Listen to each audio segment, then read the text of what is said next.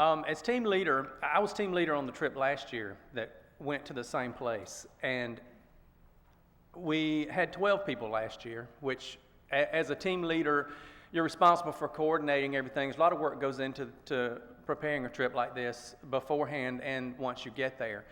And you're responsible for the coordination.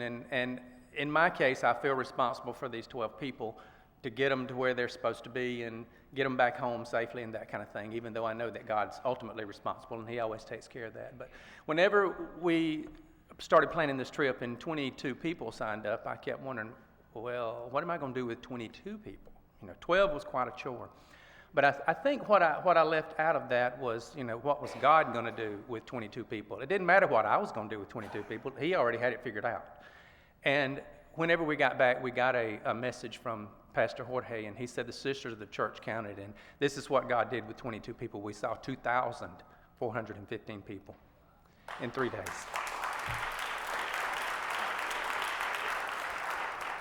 But one of the things I want to share a little bit about how it touched me personally is that as a team leader, you have responsibilities, like I said, and a lot of times you don't get to experience the one-on-one kind of stuff that the people that are actually, working with the people one-on-one on a day-to-day basis. And whenever we would get to one of the places where we were going to work, it seems like, I was being pulled here and there and answering 1,000 questions and making sure everything's running right and that kind of thing. And after the first day, I thought, quite honestly, and I know after seeing the video, you're gonna say, well, you're just crazy. But I was a little disappointed. Everybody came back telling their stories, and I didn't have that. I didn't feel that. I felt like I worked hard. I felt like I did what I was supposed to do. But in my heart, I felt like that there was supposed to be more. So I prayed about it, and the next day, excuse me, y'all know I get emotional. Y'all have seen me up here before, but the next day, God allowed me to not only do what I was supposed to do, but also work with some children and translate the Bible story and play soccer. And I was used in areas where I did have some one-on-one contact. So, God heard me. He said, I want you to think that this is worthwhile.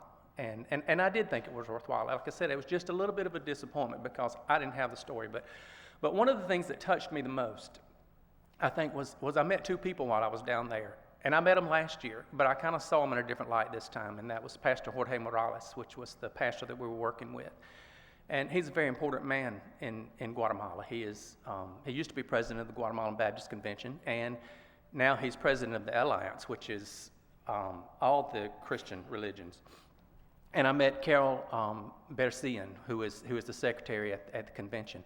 And like I said, I had met both of these people and grew to love them last year, but I just kind of saw them in a different light because I was able to really understand exactly what they do every day. We take a mission trip and we go once or twice a year and we're able to do this, and it's a great thing.